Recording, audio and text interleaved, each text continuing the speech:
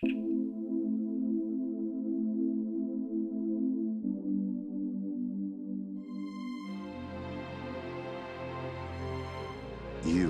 are listening to the Tricorder transmissions. Or leave. Episode 26. Just what the doctor ordered. Right, doctor? I couldn't have prescribed better. Hello again, and welcome to the 26th episode of Shore Leave, your Star Trek convention community podcast. Tonight we are back for the third Sunday in a row. I think we're continuing what seems to be turning into a weekly Shore Leave marathon leading up to the Las Vegas convention, and this is the first part of our 2017 Vendor Room Spectacular. And I'm Jeff Hewlett, and here alongside me is the heart and soul of Shore Leave, the lead administrator of the unofficial Star Trek Las Vegas convention group. I even said it right. My always inspiring co-host, Miss Heather Barker. The lead administrator. That's funny. Well, you are. We're all on equal standing. And Okay. Yeah. So Well, I appreciate it, but we're all equals. Hey, I'm just happy I got the name of the group out without messing it up like I always do. Yes. So yes, I'm getting better at it. You are. I was listening to our crossover with Trek Geeks from last year, pre-STLV, and I totally said the name of the group wrong. Oh. And I said it once, and then I corrected myself, but it was still wrong. It's almost like a tongue twister. For some reason. we've come a long way to where we're finally getting it right. Yeah, I think we've messed it up so many times and beat ourselves up over it that we're finally on track.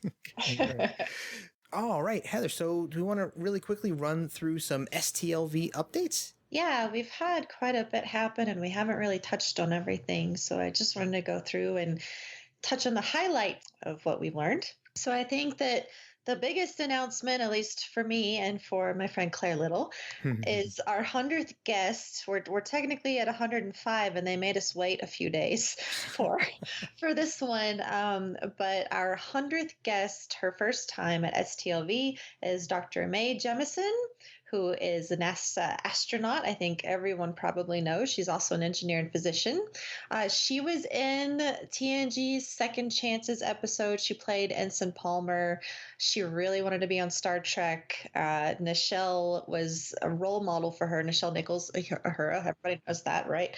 So I just listened, I think it was a Mission Log podcast. They just did this episode the other day. And I think it was in that episode that I found out that Nichelle even came and visited Mae Jemison on the set when she was filming. So that's awesome. I'm super excited about this. I think there were some mixed reviews in the group because a lot of people wanted it to be a big Star Trek name. But I get that argument, but I think this is a very cool thing for those of us who've been wanting a little more, science in our Las Vegas convention. And yes. But after coming out of Mission New York and seeing the awesome NASA display and the Smithsonian display there, I was really, really hoping that we'd get some more science at STLV. And I know this is just one guest, but still it bodes well. And I'm looking forward to it. I think it's going to be great. Yeah, we've talked about it on the podcast before of how we really wanted to see some scientists at this convention. For me, the programming just gets kind of old having the same people over and over. Yeah. So I'm thrilled. And you know what, guys? She was in Star Trek. Yeah, so, really. She's pretty. I mean, it's not any different than some of these, one episode TOS people. Yeah. So to me, she's better than that because she not only has she been in Star Trek, she's an astronaut and she's amazing. Absolutely. And bringing new people in to the con for the first time, I think is a really awesome thing.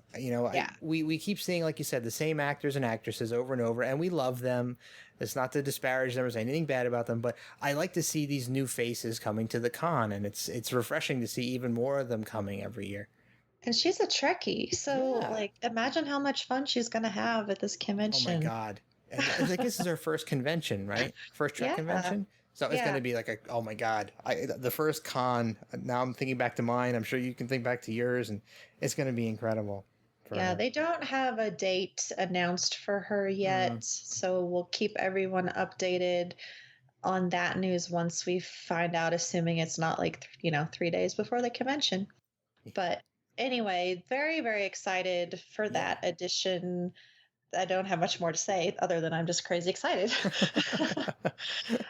So next, I wanted to mention that tickets are still available. So the only tickets that are sold out right now are the gold and captain's chair tickets on Creation site. They still have copper tickets and they still have general admission, 5-day, the preferred seating, single day, general admission. We are waiting patiently to see if they will drop any Groupon or Gold Star tickets. Yeah.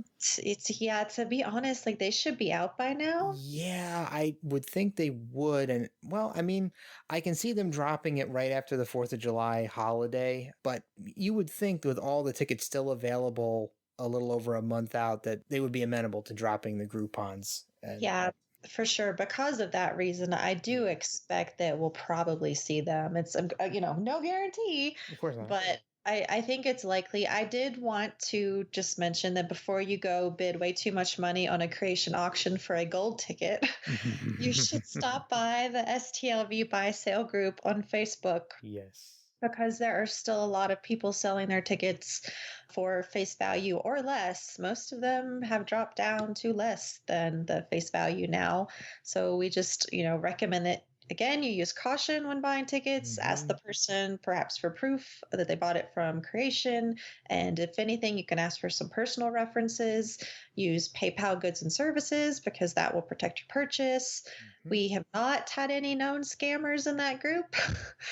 Which is a good, yeah, not gonna one, which is a good thing. But we just do like to remind everybody to be cautious. We created the group for a reason, and we've had a lot of success with it. But we don't want anything bad to happen. So just use your best judgment and your intuition. But definitely try to check out that group before you spend 3 times the price on a gold ticket, because you don't need to. Absolutely, I agree. Some good deals to be had. But as Heather said, always be careful, protect yourself. So, what I think there was a couple of other events I think that got announced, didn't they? Since we last talked about these things, I think so. I forget everything that we've touched on, but we've had so many like specific topic focused podcasts recently that I think we've skipped over a lot. So I just wanted to go over a couple different things.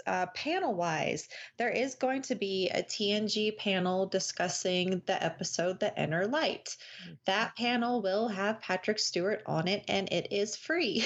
Nice. A lot of people were concerned whether they would get to see Patrick Stewart if they didn't buy the extra ticket for the TNG panel. So yes, we can confirm that on Saturday you can see Patrick Stewart along with his son Daniel Stewart, Margot Rose, and Morgan Grendel, the writer of the episode, for their TNG Inner Light panel. I assume that will be in the main theater. I would think so, yeah. Yeah, I think it'll have a pretty big audience. Yeah, I definitely want to sit on that one myself. Yeah, I think everybody wants to see Patrick Stewart. Of course. I do. Me too. So along with that TNG news, there is going to be another TNG behind the scenes panel featuring Richard Arnold, Gene Roddenberry's assistant for over 15 years. So he's going to do a slideshow presentation. This is scheduled for Thursday. Of course, we don't know what time yet. So that might be interesting to people who want to see some behind the scenes photos and hear stories. Richard is, super knowledgeable about Star Trek since he worked with Star Trek for so long. So it's hidden at the very bottom of Creation's events and parties page. Like I hope people actually get to, they put it on the schedule somewhere where people can see it. Yes. I had no idea. Eric updated another group, and I was like, but where? I don't see it. No wonder, it's at the bottom of the page. Okay, so 2 more things. So new for this year, we are going to have a 10 forward replica. I think a lot of us really wanted to see the Enterprise D bridge, so I'm kind of sad that we're not getting the Enterprise D bridge. However, I think that because of the success of the little 10 forward setup at the Mac booth last year, that encouraged creation and CBS to make this replica of 10 forward. Yeah. So my understanding is that it's going to be similar to the original series bridge, where it may be roped off during the day. They're doing a bunch of celebrity photo ops on that bridge. Mm-hmm. So that one, you buy the extra ticket, pay a lot of money. They're very expensive. The cast photo op for TNG was like $750 and sold out twice. So congratulations to everyone who was able to get that. I know it will be a moment that you will remember forever. Just too rich for my blood. I envy everyone who was able to do that. Yeah. Anyway, so yeah, I'm thinking that it may not be quite the same, even though on the creation webpage they kind of put it in the same sentence as the Borg regeneration chamber and the Guardian. I feel like this is not going to be open 24/7, but I could be wrong. Yeah, you know what? I can't see it being open 24/7 just because it has the movable chairs and everything. But I could be wrong. But where would they set it up? In a hallway? I'm sure they have to be in a room somewhere, like where the TOS bridge was. Yeah, that's what I'm thinking. It seems like it's going to be, and they have like a picture here, which I'm sure is not what it's going to look like. I don't know. Maybe it will. If it might just be this bar with the chairs, that's cool in the background. But I'm thinking that it's going to be roped off because they don't want people climbing on it all day. Yeah. But I mean, who knows? Yeah.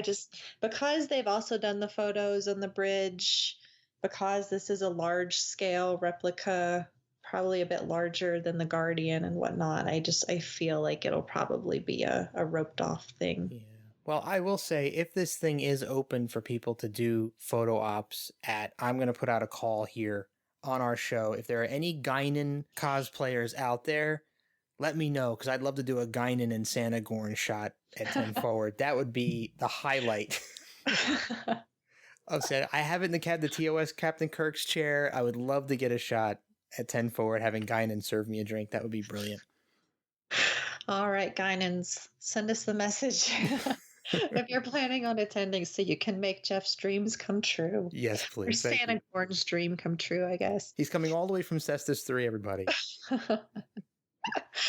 All right, so the last bit of news I have that I randomly came across the other day, I was trying to do some research on the beloved Roddenberry stage that last year was in Quark's Bar. I loved having the Roddenberry stage. I did miss the Tribble Lounge. That was so relaxing and awesome, and Creation should totally make another one of those somewhere else. But the programming at the Roddenberry stage was a ton of fun, something fresh and new. I loved it. I think you loved it, Jeff. I did. I loved our friend Jim's panel that he hosted. That was fantastic. Don't you mean the ghost of Steve Jobs? He did look like yes. All right. Sorry, guys. Inside joke. If you didn't get to see him, he totally dressed like Steve Jobs when he did his panel. He totally did. Down to the ear mic and everything. Anyway, I found out on the website this year the Roddenberry stage is being replaced by the CBS All Access stage. Yeah, so our good friend Holly, who works at CBS, chimed in and said not to worry, that it's going to have great programming. And so I will put my faith and trust in Holly. I'm sure that they're going to have some cool stuff. I'm just sad to see the Roddenberry stage go. I hope that it will come back. I hope that perhaps Roddenberry might have a part in the programming still. That's my hopes. That would be nice. But it doesn't look like they're putting out a call for people to submit content for this stage this year. So it's not going to be like last year's stage was, that people could host their own interesting panels. So I guess this is all pre-programmed stuff. That's what it seems like. I did notice that Holly, her name is Holly Amos for those of you on social media. She did put out a call for people that are doing group cosplays. Oh, cool. So if you are doing a group cosplay, she wants to talk to you. So just find her on Facebook. She's on Twitter. Again, Holly Amos is her name, and reach out to her and let her know because she wants to put you on stage in some capacity. I don't know what that capacity is, but Neat. yeah. Sounds like I'm looking forward to that because you know how I love cosplayers, and group cosplays are always so much fun to see. So I'm hoping they put together something to celebrate all those people's effort. for sure. So anything else sticking out to you? I think that's everything on my list so far. The only other thing I can think of was that David Warner did cancel. I know he said he had some sort of an acting gig. Yeah, he's doing something, so yay for him. You know, as we know, this is what happens with our celebrities. I think Jonathan Frakes also had to switch days, so he will no longer be in the TNG group photo op. Yeah. Gasp.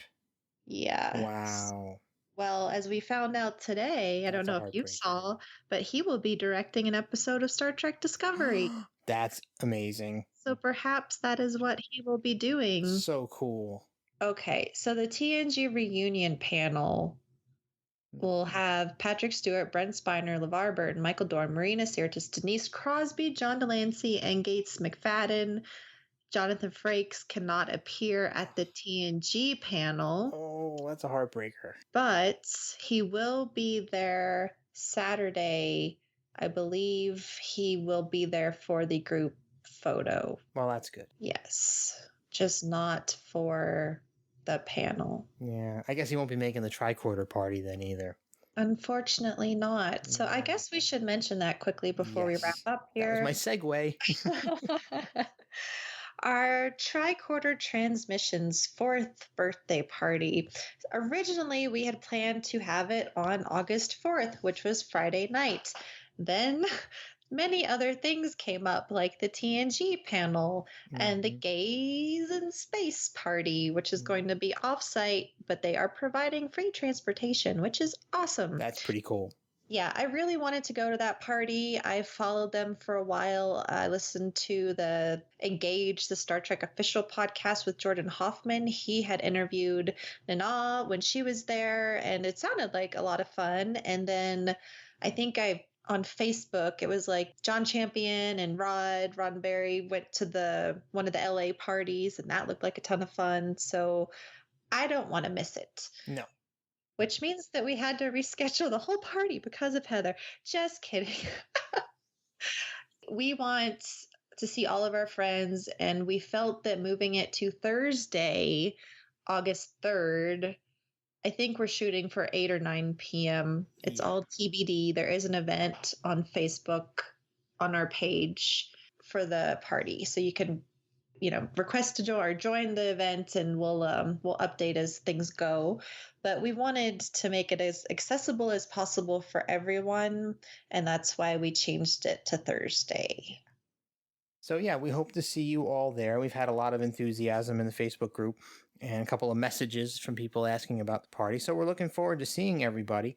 And we're going to have some giveaways at the party, a little bit of raffle action going on with a couple of Tricorder transmissions and shore leave prizes. And of course, you'll see all of our Tricorder hosts, and a lot of our contributors will be there. So you get to meet us all in person if you're interested in tracking any of us down and saying hi and talking to us. We'd love to see you at the party. So please stop on by. Yep.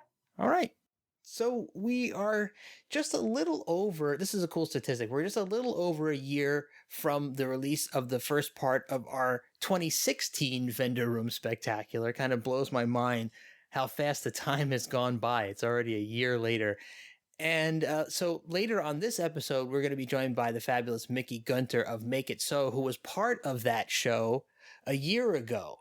So that's really cool to have her coming back for a year later for the same thing, to talk about being back at STLV. And not only that, but we have a couple of very, very super special surprise guests who are going to be stopping by the show a little bit later. So stay tuned for that. But first, returning to the show for the first time since her visit in March of this year, when she joined us to announce her return to the vendor's room at STLV, and not only that, a wonderful Q&A session about her life with her grandfather, Leonard Nimoy.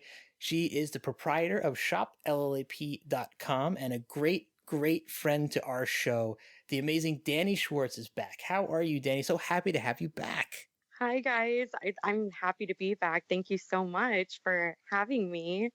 As always, I always look forward to being on here and talking to you guys and hanging out, even though we're not physically together. You know, the miracles of technology. Yeah, right. Thank you for having me on your show. You're so welcome. Oh, and by the way, before we get started, I want to say thank you again for being part of our first ever listener contest here on Shore Leave. That was a lot of fun, and it meant a lot to Heather and I. I'm sure Heather will co-sign on that. Yes, of course. You're welcome. Thank you for including me. Of course. That was awesome too, and I enjoyed making the gift certificate.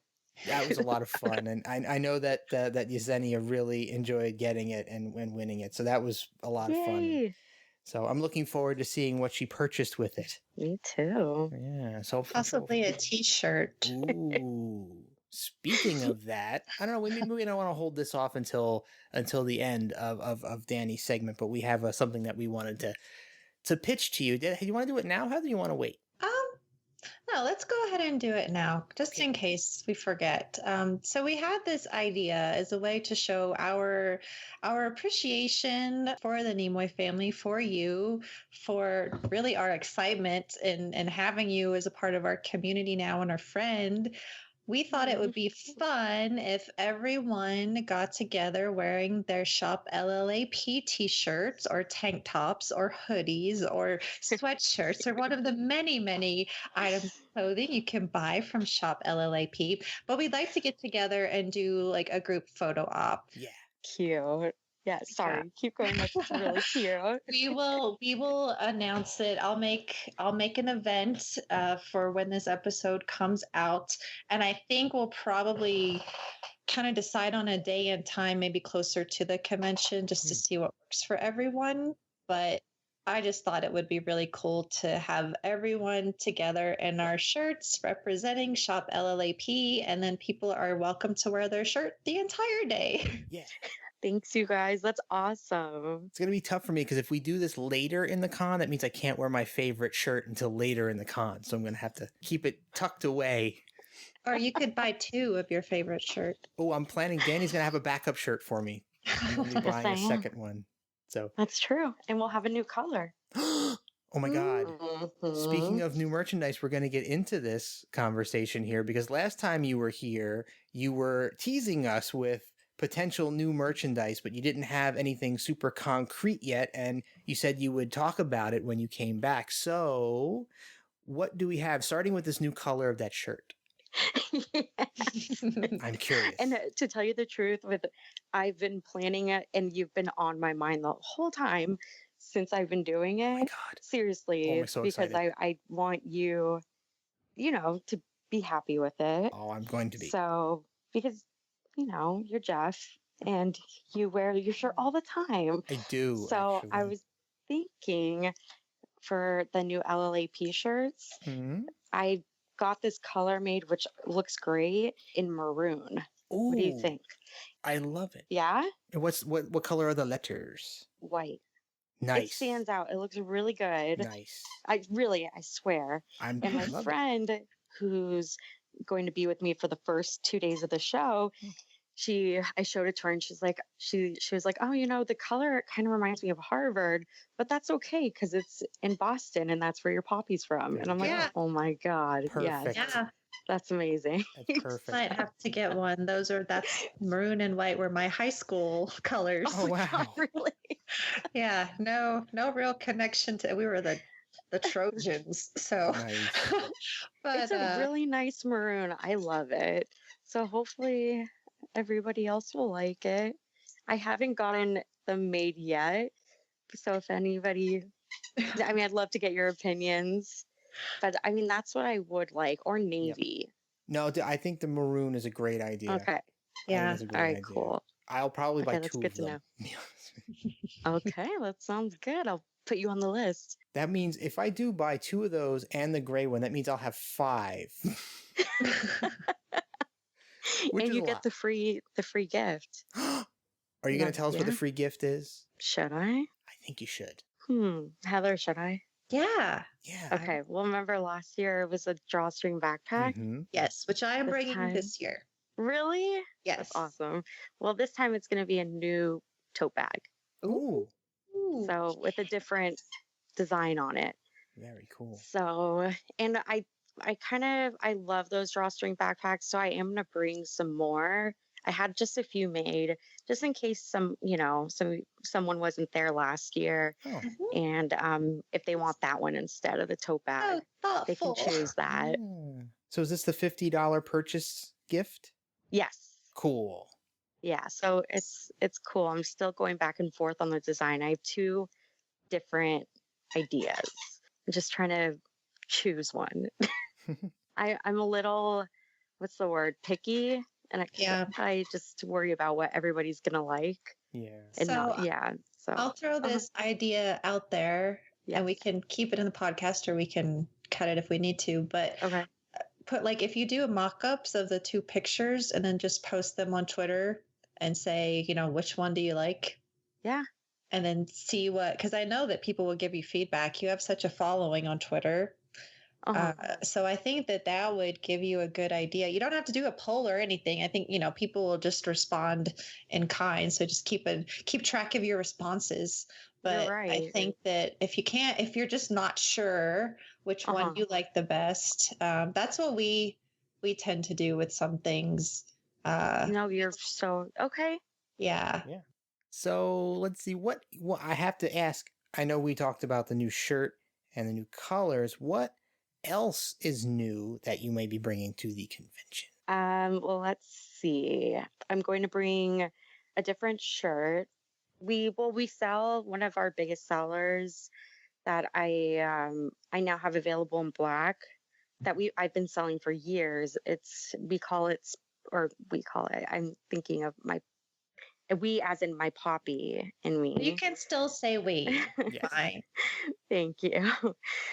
So that's what we called it or named it, is Spock's quote. So it's the half face, which is the comic book of Spock that we have.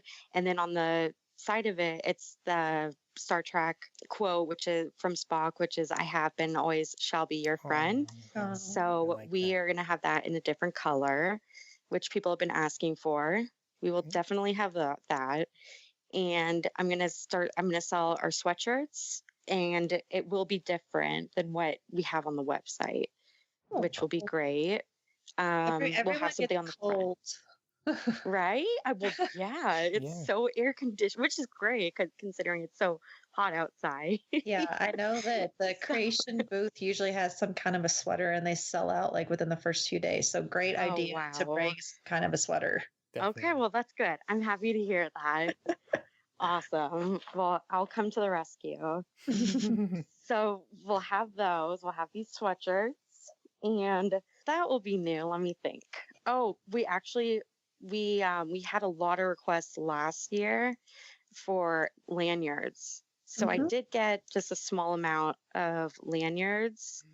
So I'll see how those do. And they just have LLAP with the hand, which with our logo, which I find really cute. Yeah. Hopefully you guys will like it. Consider 2 of them sold. Absolutely. Yay!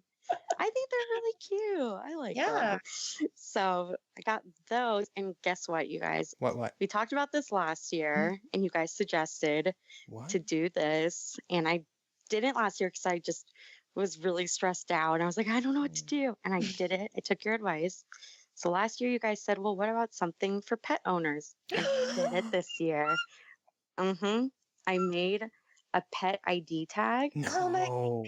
And they're so cute, but I realized that they can also be like a keychain for us. So I'm going to market it for humans and pets. Awesome. And they're super cute. And it's got the Vulcan hand sign on it. I love it. Sold. And they're cute. I really love them. They turned out great. Man, yeah. I'm going to get one for sure. And I'm going to put it everywhere, all over the internet, and tell people to buy it and tell my clients to buy it. I have some Trekkie clients. So yay! I can make this happen. Yeah. Yeah. That's awesome. I got to take a picture of my dogs wearing it. Yes. Oh my God. Blizzy with one. Yes. Little Blizzy. Yeah. Is that your Chihuahua? Yes. Oh, he's so cute. Chihuahua Club. Yeah, sure. I love my Chihuahuas. Okay. Anyway, back to the STLV conversation. Yeah, I could talk about dogs all day. We will talk about dogs at dinner, and we'll have to talk about cats a little because Jeff has cats. Yeah, I'm the odd man out. Yes. Okay. That's fine. I know. I'm tough with cats because I had a wonderful cat, and I could never have cats again because of how amazing my cat was. And I just feel like no cat will ever be as amazing as him. Maybe me after my 14-year-old best friend.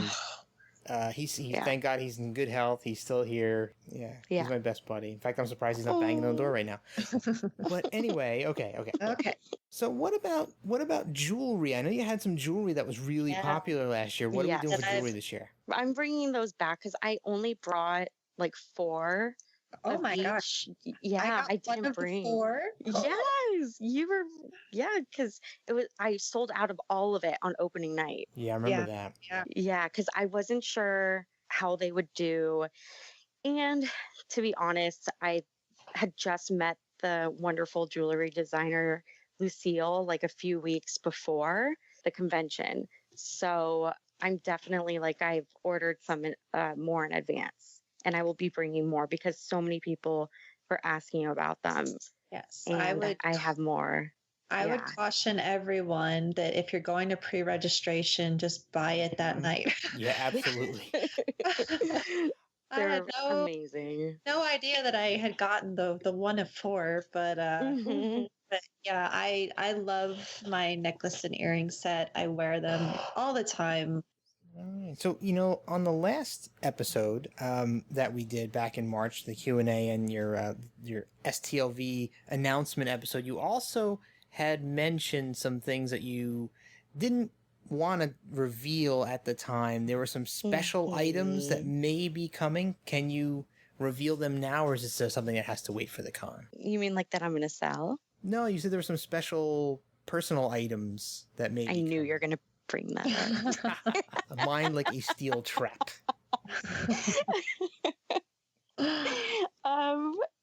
Well, I'm still not sure if I'm gonna bring the things. I'm still fighting with it. Okay. Because I don't know if I feel comfortable bringing it. Because I do want to. Last year I made some money because I want to make more money to give to COPD research, but I'd like to make more. I really I just want to give them money and be like, here you go. This is for my puppy, So I'm like, should I bring, some of his personal stuff? But then I'm like, I don't know, should I just do it through, our website? So I'm still fighting with it. Should I bring it or should I leave it and just do it online? I don't know. You could bring it. You could bring it and then have it as just so people can see it, and then let them know that you would do the auction online or however you're going to set it up. But I think, I don't know, for me, I like seeing things in person. Yeah. No, exactly. And I think that would be... I think that would be cool. And that way, I mean, you could even just bring them just to show them if you're comfortable with it. You could just bring them to show them and have these are things that belong to my puppy. I may or may not auction them off. And then if you decide not to, you can do an email list where you ask, if you're interested in an auction for these items, here's your email. Yeah, that's true.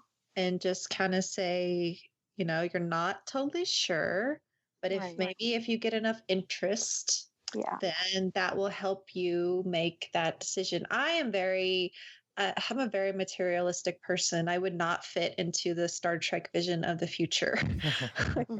I like things and I like heirlooms, especially. So I know the struggle with trying to decide what you might part with. And I would have such a difficult time doing that. Me too. Yeah. It's been super hard. I think, maybe bring them, maybe show them, see what's out there.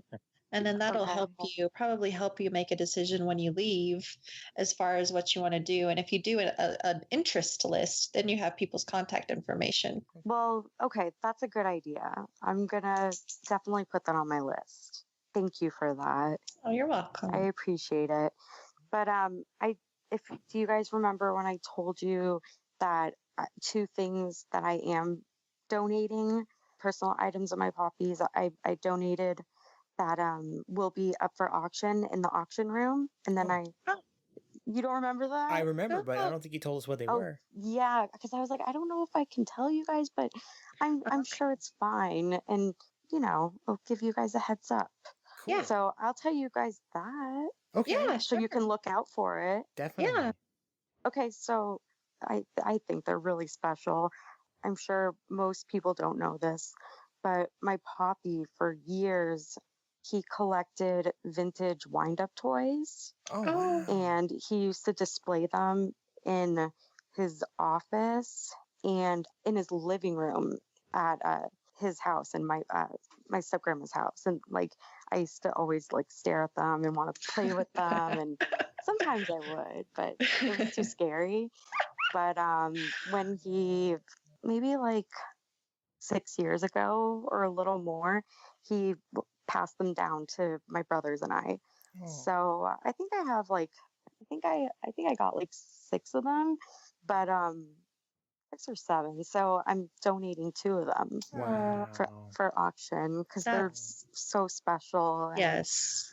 I'm just so thankful to be at the, be able to come to the convention and be with you guys. And so I'm gonna give 2 of those. That's perfect. I'm going to have to keep an eye on those auctions. Yeah. So you got to take a look at them. They're pretty cool. Yeah. Aww. They're really cool. Lots of memories. Have to go in when they do the display ahead of the auction. Usually they have everything laid out that you can take a look at it all. So I'm going to go and take a look at some of that and make sure I get a look at it. That's really special. I love that. I mean, for me, I think it's really cool when people donate, Star Trek related items and whatnot. And I certainly see the appeal of that with Star Trek fans. But for me, I really enjoy these more intimate looks but just, I didn't know that about him, and learning that is just something that I think is very special. So having it, we know about his love of photography, and I know someone, I think on Twitter or Facebook, that has one of his cameras in their collection.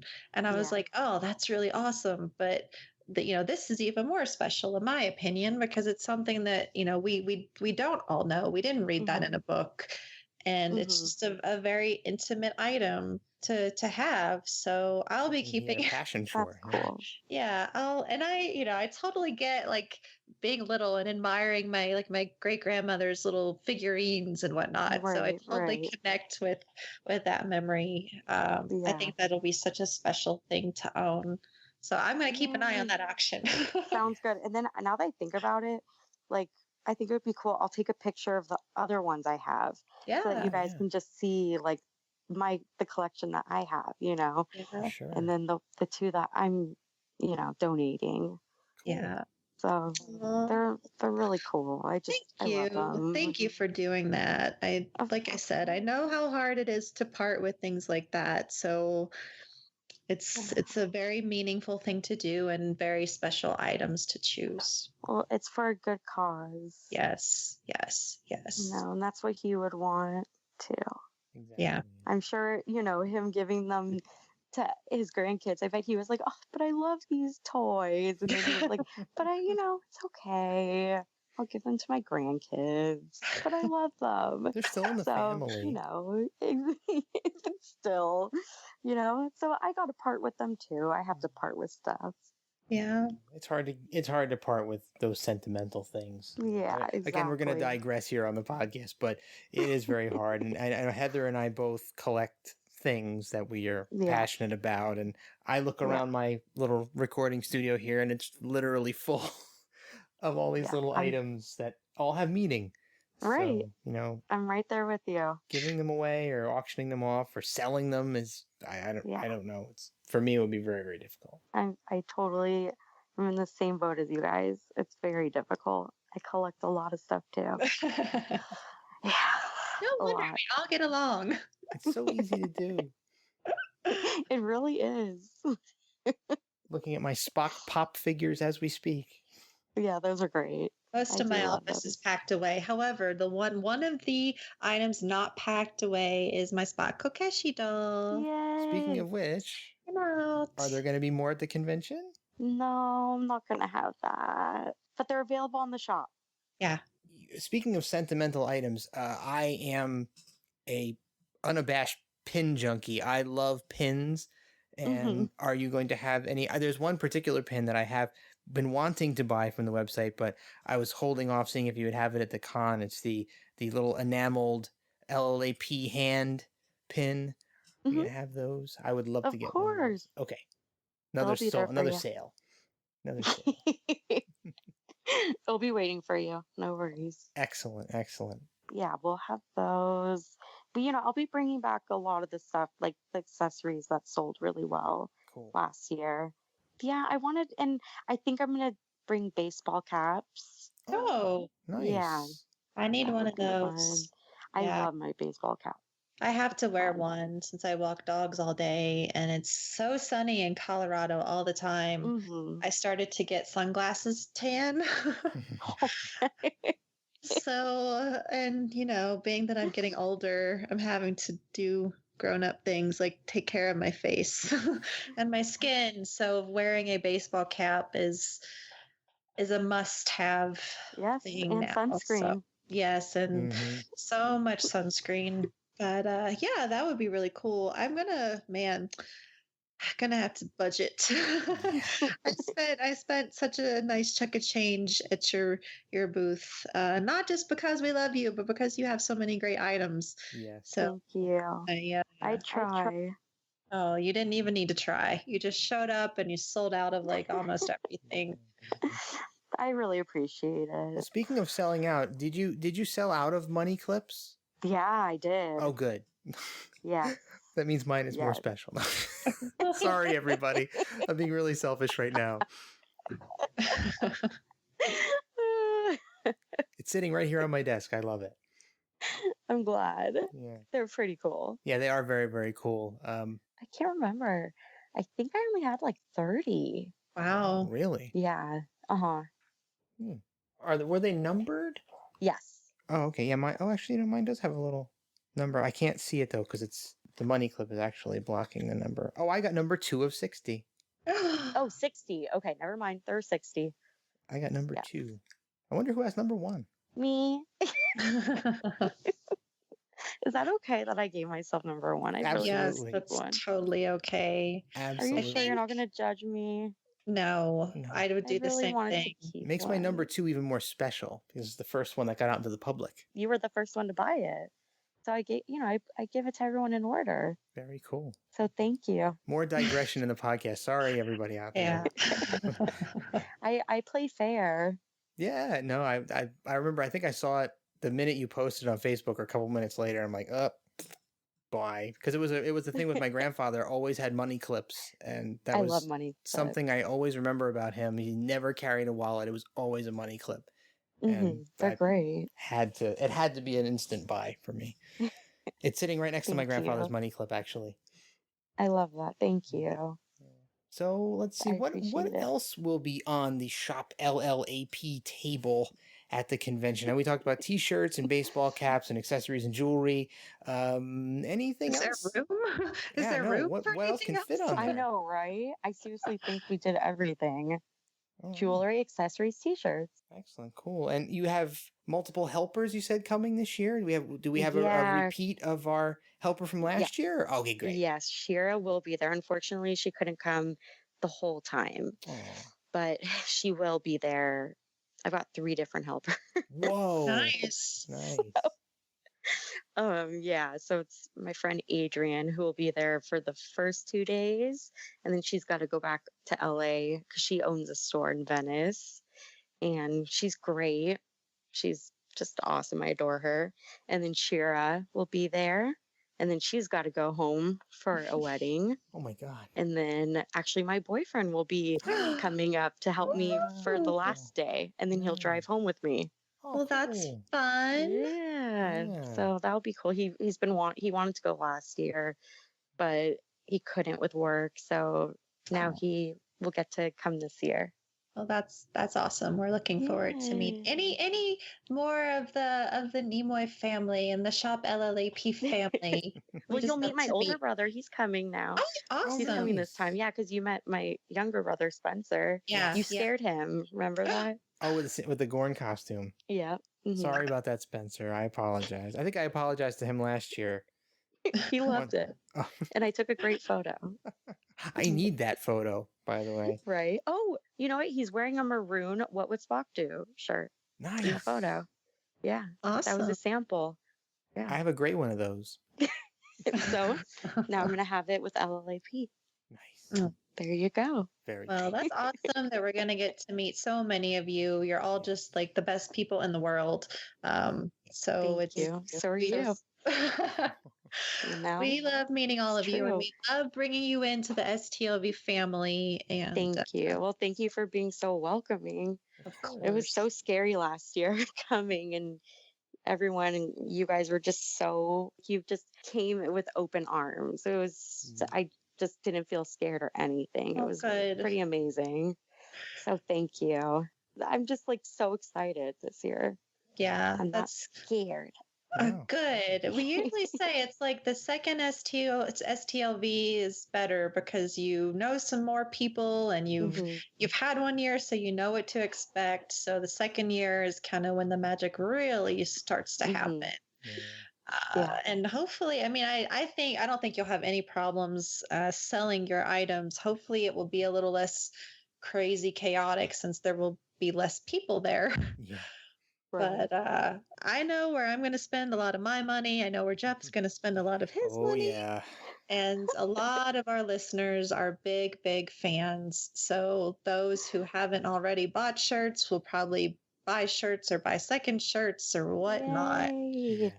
And we should That's have awesome. the photo op at the table or near the table so Yes. that Dani That'd can be be there. awesome.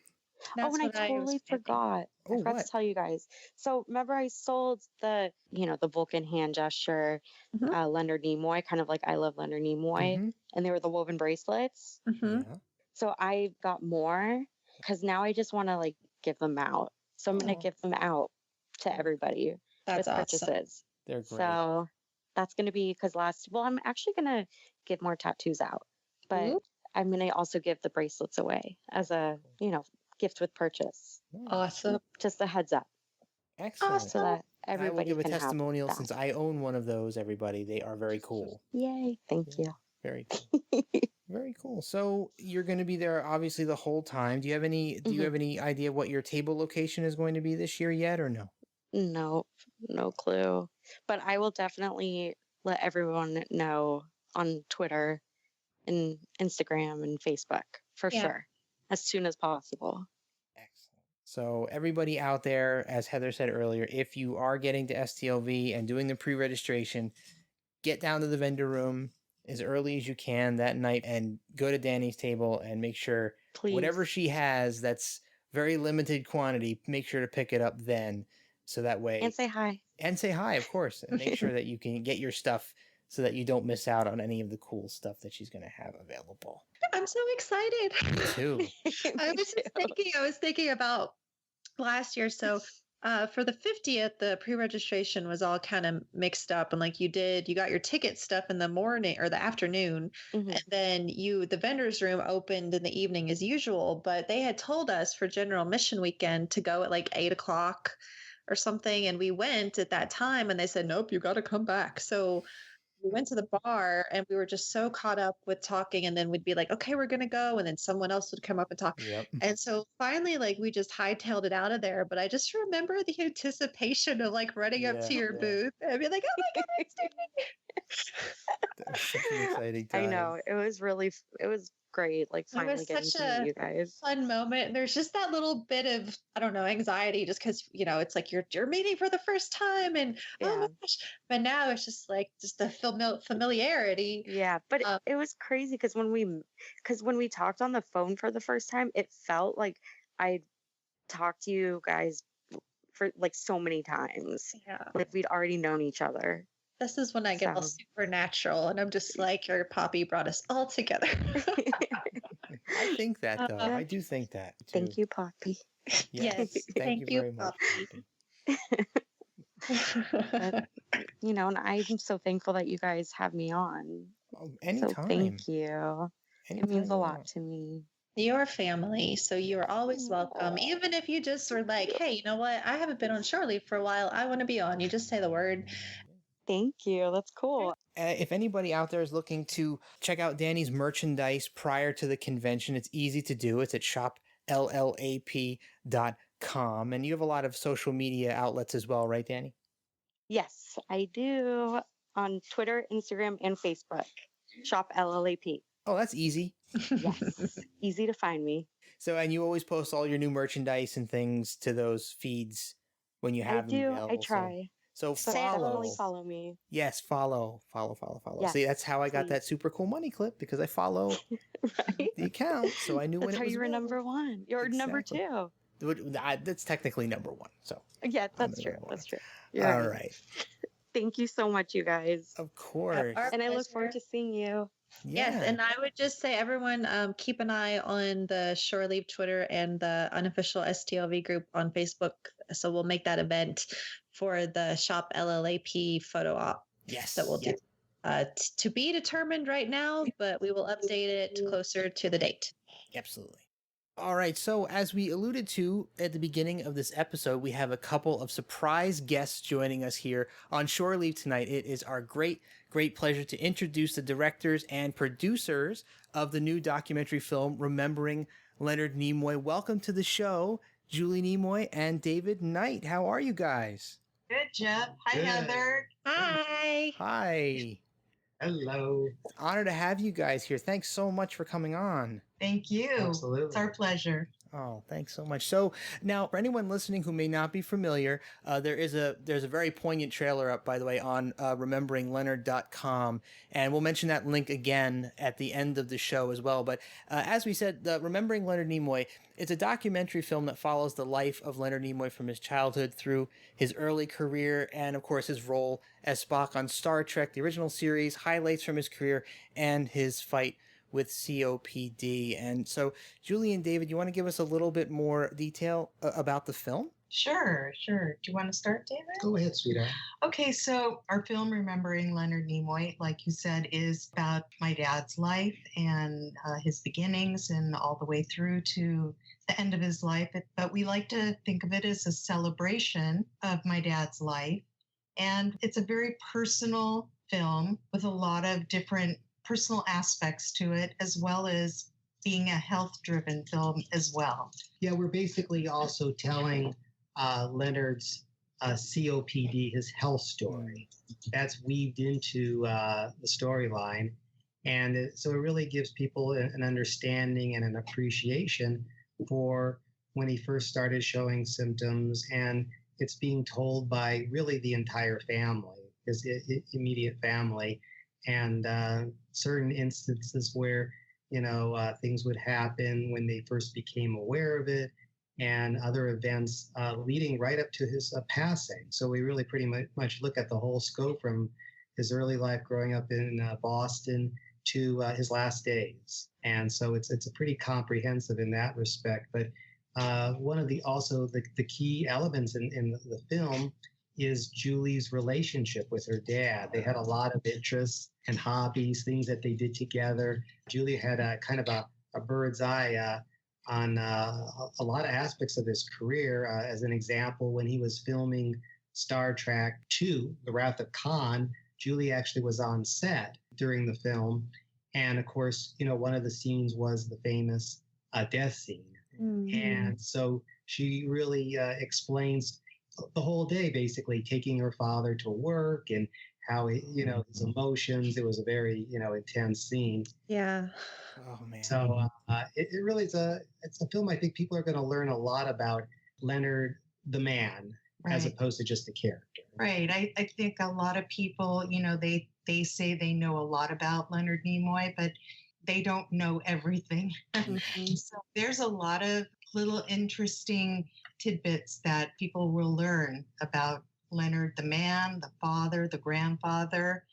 And I think it's a very personal, intimate look. I mean, everyone knows he passed away, but we really get into the details of what it was like and, the events leading up to it. And again, seen from the family's eyes. It's really a story that's never been told before. And we wanted to do justice to it. And so I think people are really I think anyone that's a fan of Leonard's is really going to appreciate the story. It sounds like we're going to need to bring an entire box of tissues. I plan on it. Yes, you will have to.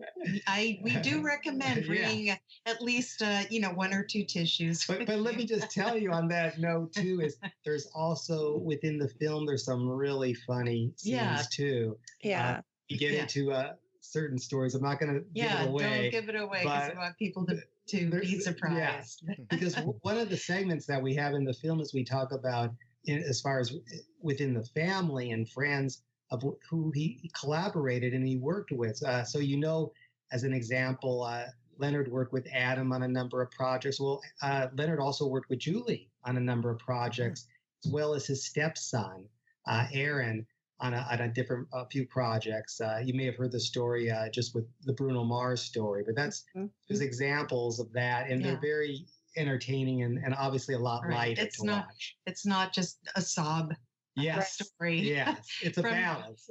There's a lot of balance to it. Yes. Yeah. I'll still cry. I probably will too. I think this just sounds so incredibly special. I know that, so many Star Trek fans connect Leonard Nimoy with Spock and Spock's stoicism and the lack of emotion that we see. And he, Leonard Nimoy, the man, if anyone got to meet him or got to see him speak, could certainly see the plethora of emotion that he had, and all of those things. Like I get very emotional. He, not just as a character in Star Trek, but he is a man. He's someone that I looked up to and that has influenced my life. So I think that this documentary comes along at a very good time, where a lot of us are in that healing process, and we're ready to laugh and we're ready to see those happy emotions. They're still probably going to make me just emotional in general, but I'm really looking forward to seeing that. And I thank you so much for sharing something that is so intimate to your family. That's a gift for fans out there, and that's something that you don't have to do. And we really appreciate that your family has taken the time to do that. Well, you're welcome. We wanted to tell this story. We really felt that, being that my dad became very open about his health condition and began going on social media and on Twitter and speaking his mind in a very loving way, basically. But David and I have experience in health-related films. So, we thought it would be a great thing for us to continue the awareness and my dad's mission in talking about this condition and how it affected him and how it affected the family. Yes, well, it is a very personal story. And I'm sure most people know he was a very private man. He didn't discuss his personal life, with the world. So just to be able to come out and share something so intimate with the public and with his fans was huge for him. Yeah, huge. So, this was a labor of love for us. Definitely. And it was good for me because I think, I was very, very close to my dad. We spent such a wonderful lifetime together, as long as his life. And, it kept him close to me after he passed away. Yeah. So just, looking at pictures and picking out the right ones for the film and videos and listening to his interviews. And it kept him close to me. So. Yeah.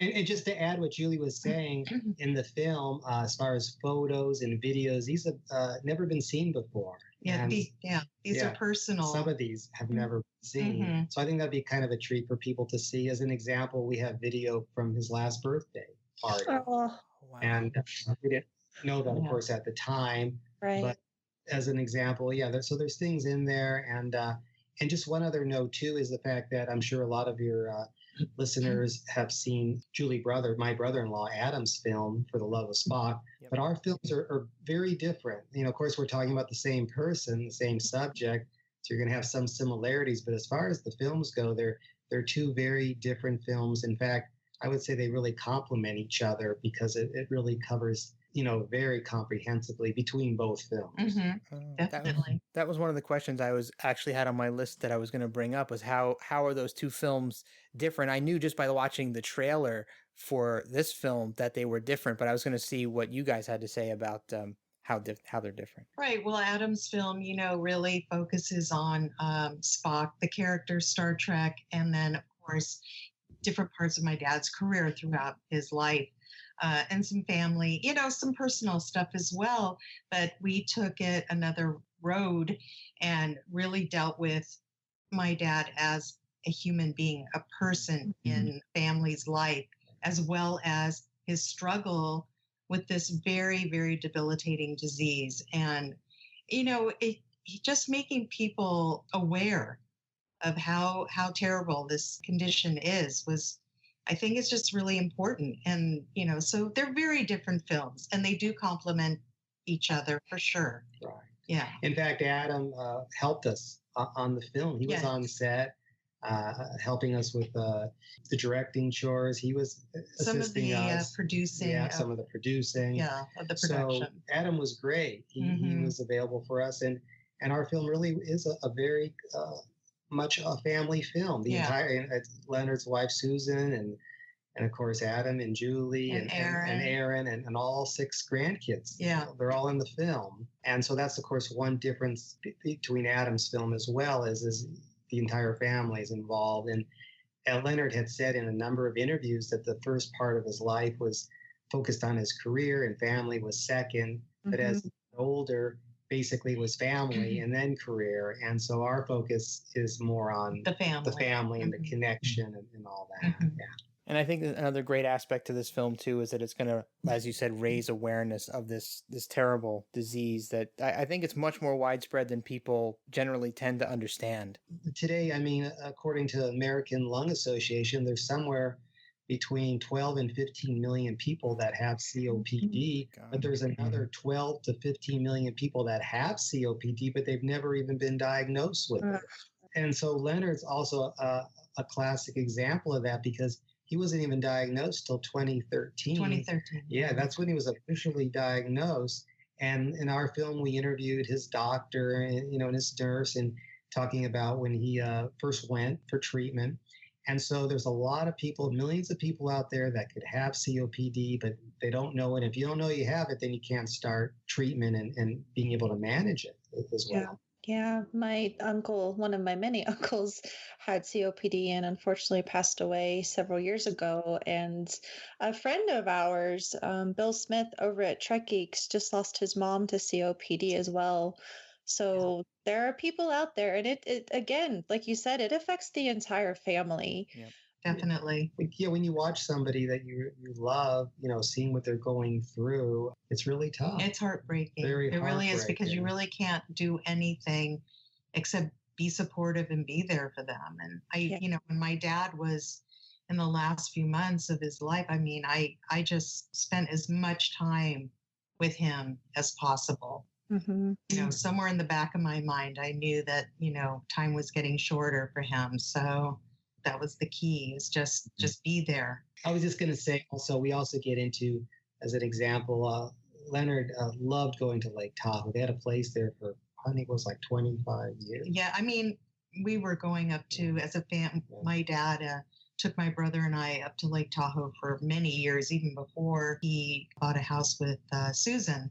And we were going up there when we were very young. So he loved it up there. He loved Lake Tahoe. He loved the lake. He loved the beauty, the forest, and just it being such a calm place for him where he could really just leave the work behind for a few days. Yeah. Sort of focus on himself, on the family. So yeah, and he had a boat. Yeah, we had a boat up there, and the kid he was the captain of the boat. He took all of us. He was so cute, teaching the kids how to drive the boat, and they were all so excited, and it was wonderful. And he had to give up the family house up there because he couldn't breathe anymore up there. The elevation. Yeah. Oh, that reminds me of the story that Dani told on the episode that we did with her back in March about being on the boat. Yeah, I have a few pictures of her in the boat with him. Adorable. Yeah. Good time. Those. Yeah. So I see there's been a lot of critical acclaim for the documentary already. In fact, it was an official selection for the 2017 Newport Beach Film Festival. Mm-hmm. Yeah. Yes, it was. Yeah, it was great. Yeah, it was very exciting. Very special. The whole family was there. We did a little Q&A after the screening, and we all talked about Leonard and, different memories. And so it was very special, that official premiere. But we're also really excited because it aired on PBS in Boston, WGBH in May.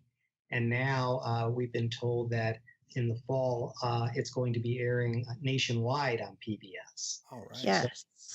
So for anyone that can't make it to Star Trek Las Vegas in November, just look for it in your local PBS station because there's over 350 stations in the PBS circle. And so it'll be able to watch it from there as well. Yeah, I'm so excited. Last year, did we see For the Love of Spock at STLV? No. Yeah, we watched it on with We Are Colony. Oh yeah, we did the launch party on We Are Colony, right? Oh, okay. I remember that Adam was there filming. That must have been what it was, is that he was filming in 2015.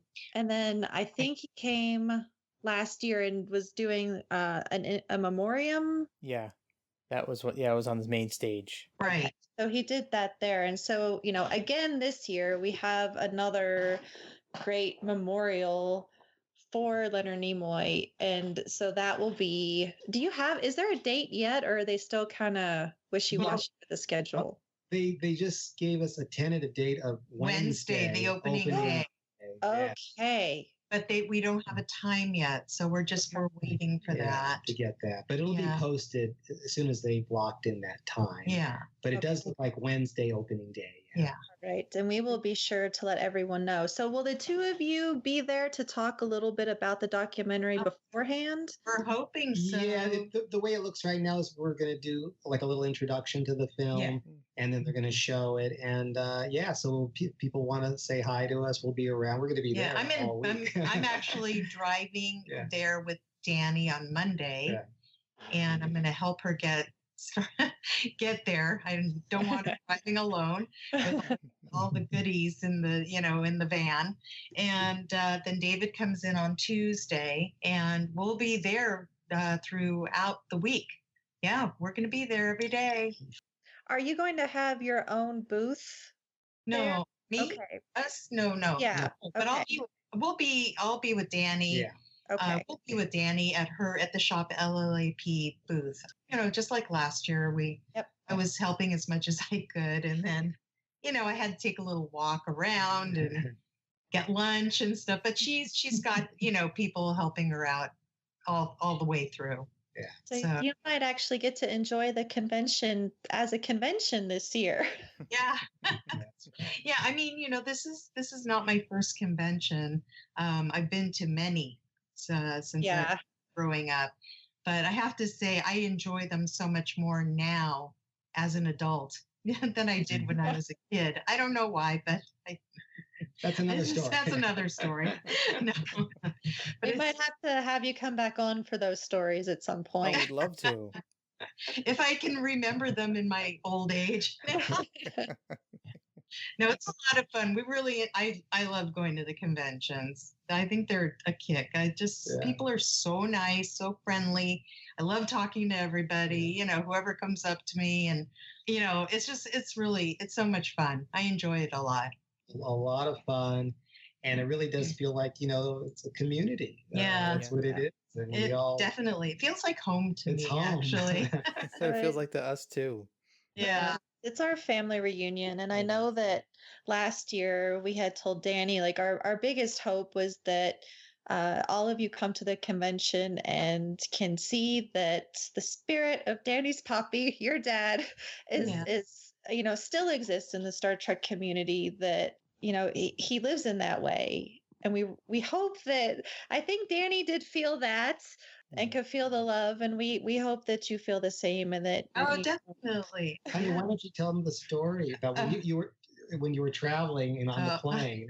Just to give you an idea. Just to give you an idea of just how, and I know you guys know how much people love my dad. I mean, I know. So I came home from New York last night, and we were getting ready to start to taxi, but before that happened, I'm sitting in my seat, and all of a sudden I see the pilot walking down the aisle, and I'm thinking, oh, why is he coming over here? Okay, I thought we were getting ready to leave.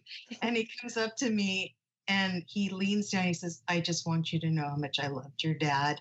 And I'm part of the tribe. And then he did the Vulcan salute. Oh, my goodness. Live long and prosper to me. He said, I'm Mike, the pilot. I'm like, it's so nice to meet you. I'm like, I'm a little embarrassed because, people are looking at me. And my neighbor next to me, he's looking at me like, ooh, or something. And then during the first hour of the flight, 2 flight attendants came up to me and said the same thing. And I'm just like, thank you. I love it, that you love my dad. It's awesome. So, that was a new thing for me. That's never happened before. It just shows you his spirit. He's here. He's here all the time. You might have to get used to that. I'm doing better. I'm really doing a lot better at, talking to people. And I was at Star Trek New York last August. The Star Trek mission, New York. I was there too. You were? Yeah. Oh, okay. I live in New Jersey, so I'm right there. Oh, okay, right. So I was on stage 3 different times. And the first day that I had to go on stage and talk about our film, and I was a nervous wreck. My heart was beating so fast. I could have sworn the sound guy was like probably hearing the thump, thump, thump, thump, thump. And I even asked him after, and he's like, nope, didn't hear a thing. And like, God, I felt like it was going to pop out of my chest. But then the next day, I was on the panel with my brother and Rod Roddenberry. We were talking about, it's called Growing Up Trek. And then I started to relax a little, and by the 3rd day I was doing a podcast, and I'm like, oh, this is easy. I can do this. No problem. So I think, it's helped me a lot just to keep talking to people and being interviewed, and it does help a lot, 'cause I'm a pretty shy person. So we both are. Actually. Yeah, David too. You do really well when you're talking to people. You don't sound like it at all. Oh, thank you. See, I'm getting some experience here. It sounds like the entire process was very cathartic and very healing. And I can't even imagine, just me as a fan, it must be nice maybe to have that community out there knowing just. Oh yeah, definitely. It really does. Yeah, I think so. Mm-hmm. It just that he touched so many lives. And He really did. Mm-hmm. And these notes we get, and the different tributes, all of that really means a lot to not just us, the entire family. Mm-hmm. It's so important, so we're going to continue. This is something that Leonard wanted. He wanted to get the word out, and so Julie and I, we're going to have, in addition to the PBS broadcast, we're going to have additional screenings and events. In fact, there's going to be another event. We're going to be announcing it September in Texas, in Dallas, Texas.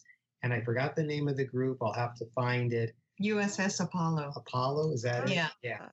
And so they're going to have a screening for the fans, and all the proceeds would be going to the American Lung Association. Oh, right. So that's kind of our plan. Any organizations, whether it be Star Trek related or lung health related, that have interest in our film, we'd love to be able to set up a time when they can have a screening and be able to watch it. And so that's something we're going to continue, Julie and I, to do for a long time to come. That's great. I think you'll have great success with that. Thank you. So too. And I wanted to ask, while we have you, speaking of the cause, what can our listeners do and our Facebook group family do to help support the cause? Well, the cause is really kind of like threefold, really. I mean, one of Leonard's big wishes really had to do with smokers. And so to be able to either not start, or if you're smoking, to quit, that's something that he wanted. And really educate, and for parents to educate their children. Yeah. I mean, it's a horrible, most people know it's bad by now, but the fact that COPD, it's the third leading cause of death in this country, and it's debilitating and it's miserable. And I know Leonard, if he had any way possible, if he could have gone back into time, that would have been one habit he would have never picked up, was smoking. And in addition, it's if you know somebody that has symptoms and they've never been diagnosed, by watching Leonard's story and seeing these symptoms being described by the doctor, and you're thinking, wait a minute, I have had this chronic cough now, and I'm short of breath, and some of these symptoms, it might be a good time to go to the doctor and see if you actually have COPD. So that's kind of another thing that we're hoping people will be aware of. But finally, it's really just an appreciation for, as Julie said, it's a celebration of his life, our film, and really just being able to realize that Leonard, yes, he was an amazing actor, but he was also a father, a husband, a grandfather. And I think just getting a sense of Leonard Nimoy, the man, is something that people can really, really take away and appreciate from our film. So thank you very much. Heather, do you have any other questions you'd like to ask? No question, just so much. I'm emotional right now. It's hard not to be. So thank you all so much for coming on our podcast. Thank you so much. Thank you. Thank you. We really appreciate it. And we're looking forward to meeting you in person. Yes. At Trick Las Vegas. Yes. We'll be seeing you Monday. Oh, good. I'm really looking forward to that. Yeah. So on the way out, I just want to make sure that everybody knows where to find out more about the film. You can go to rememberingleonardfilm.com. And do you guys have any social media that you can direct people to as well? Yeah, well, we're on Twitter. We're on Facebook. So people can go to social media and look up Remembering Leonard Nimoy. Yeah, and we update the Twitter pretty often. So any announcements of things happening, they can really get good information. Fantastic. So we'll have links to all of those in the show notes. So if you're listening to this and you want to get those links, just go to our website at thetricordertransmissions.com, and you'll see this episode right there on the front page, and you'll be able to click in and get all of those links. So Julie and David and Dani, thanks so much for being here on Shore Leave tonight. It's been an absolute pleasure. Well, thank you so much for having us. Thank you for having us. Yeah, we will see you soon. See you soon. All right. Yeah. See you soon. Okay, everyone, welcome to the second segment of our 2017 STLV Vendor Room Spectacular. As we said at the top of the episode, we have another returning guest on Shore Leave tonight. It's been a little over a year or so since she's been on the show, and she's back again to tell us about the great stuff that she's going to have on her table at this year's convention. It is our pleasure to reintroduce you to the proprietor and creative force behind the awesome handmade geek goods and jewelry of Make It So.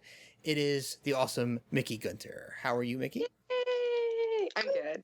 For that wonderful intro. You guys are known for them. Oh, you're welcome. It's awesome to have you back. I can't believe it's been a year since our last Vendor Spectacular episode with you. A little over. Yeah. It popped up on that whole what were you doing last year and the year before? And oh yeah, remember when your dog was missing? You know, Oh gosh. reminder thing on Facebook. I remember that, man.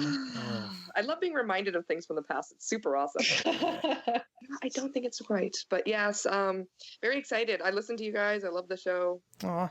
And of course, unsolicited plug for unofficial Star Trek Convention Las Vegas Facebook page. Of course. Which is, it's fun to follow, and it's a lifeline for those of us who are attending. Yes. And, I recently asked for help, and the position has been filled. I saw that. Congratulations. Thank you. I was excited to find someone who just wanted to come to the convention and help out. Yeah.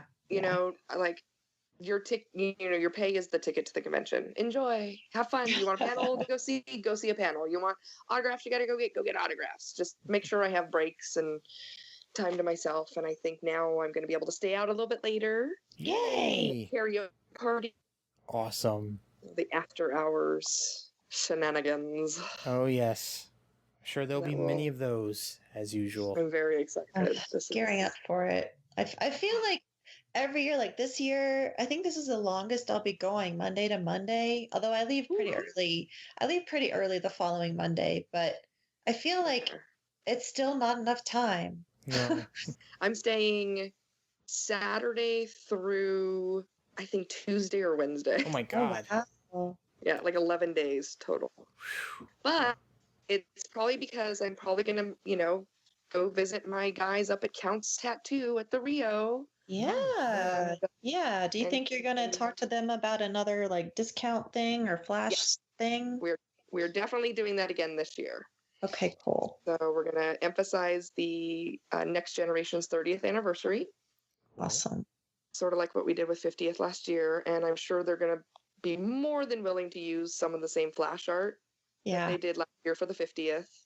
And I make the assumption that the price will stay the same. I think, what was it, $50? I think so, yeah. Star Trek tattoo, if you mentioned my booth. And then, of course, always remember, tip your tattoo artists. Mm-hmm. Yeah, so I think we're going to do the same thing this year. They're really excited to have us all coming back. They made quite a bit of money off of good. Nice.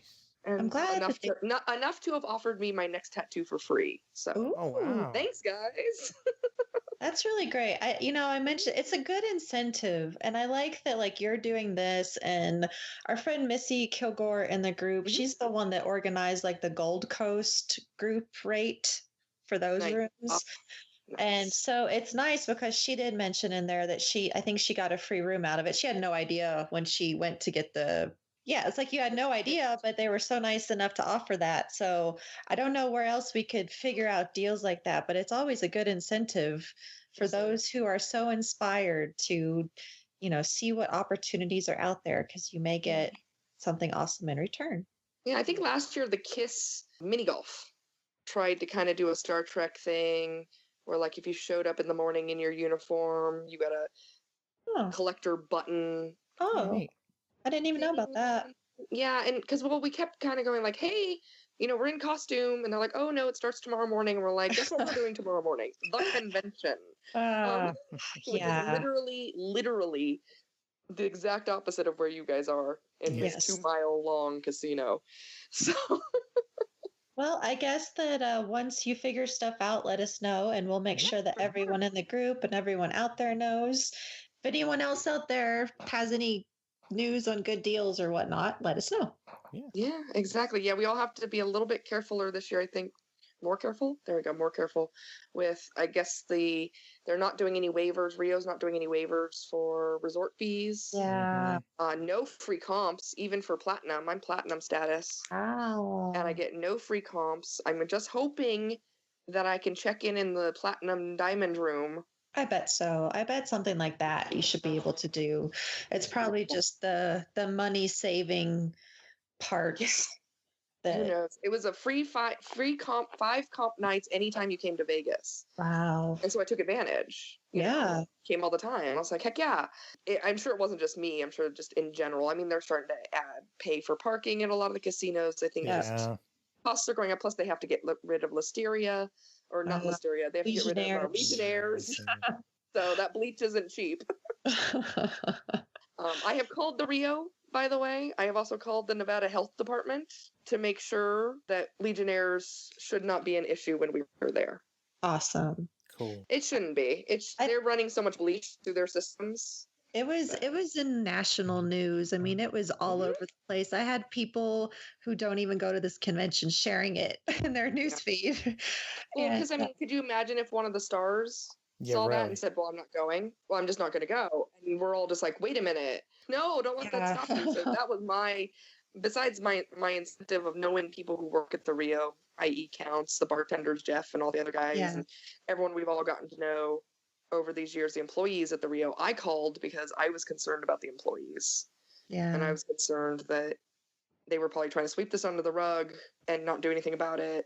And they are, and I just wanted to make sure, and I called the health department to make sure that OSHA standards were being upheld for the employees who work there, because I have nothing better to do except crochet things and Well, that is very reassuring to know. I think that everyone will be fine. I think the only thing to really worry about is just regular con crud. Yes. The last episode you guys just did, or well, not the last, I guess the last main episode you do little sub ones as well in between, but the last main one about the convention, you guys were mentioning the self-care, the little packets that Yesenia had put together for people, which was super, super awesome. But yeah, it is. It's about self-care and making sure you stay hydrated. And I take an airborne every morning, every night. And then I'm hand sanitizing constantly. I drink a ton of water. I get it. I get why people don't want to shake hands and hug. And so I think this year will be great, though. I'm looking forward to, we're in the same spot. Oh, good. Same Trek spot, same Trek time. All right, so you're back in that corner again. Back in that little corner right in the front. So first aisle as you come in. Yeah. Ignore everything. Come straight down your left, and I'll be right there at the end again. So great spot. This year, no Mac booth. Small applause. Although I didn't get to take advantage of it last year, and that's the only thing that bums me out. But I'm glad it won't be there, because every 15 minutes they would do a performance, and anyone who was, standing in front of my booth would turn and go enjoy the performance. And I was like, no, come back. So this year, thank goodness, we won't have that ginormous distraction, although it was wonderful, and everyone who was there was wonderful, and those were my best customers last year. Yeah. Were the Mac booth employees, all the makeup artists. That's awesome. Every single one of them bought an ear cuff, and they loved them, and they took them back to their respective hometowns. And when I came back to LA, one of the girls hooked me up with the Mac Com badge, the 50th anniversary silver Mac Com badge. Yes, I think you sent me one of those. I think I did, because I had 2 of them. Yes, I said special. Because my daughter had gotten one too, and she doesn't really care for anything I care for, so it wouldn't matter if I liked money. Like, I hate money. Money is so overrated. But that's a teenager for you. So I sent you hers because I didn't need, and because you sent me I bought all that great clothing from you that I love. Yeah. Yay, and you look so cute and everything. I'm like, she looks better at it than I did. That's why I sent it to her. It was so perfect for that 90s glamour shots party I went to. Yes. Like the next gen dress was perfect for it. I wore the Enterprise dress, the long one, to the Women's March. Oh, nice. Back in the day, where of course I sold as many female cat hats. I don't know, can I say? Oh, yeah. And I've actually made a bunch for Star Trek. Oh, that's awesome. I made, by me, I mean my mother, my wonderful, wonderful mother, my only employee, who every month almost makes it into Employee of the Month. Maybe this month, Mom. But she helps me out a lot and sort of subsidizes some of the things that are just a little bit more basic. Yeah. Like I would never send her my pattern for the Trectopusses. Yeah. Or the Andorian ear thing. Or the Andorian ear bands. Yeah. My patterns, I come up with them on my own. And so it's a lot of trial and error. And I just write them down. And I think if anyone were to get my pattern book, even a seasoned crocheter would look at it and be like, this is chicken scratch. This woman has no idea what she's doing. How do these things come out the same every time? which is not necessarily the case, in the first few of them. Well, that's good safeguarding there. But with the mess ups come my daughter's idea. I'm going to have a bin of stuff it's not great.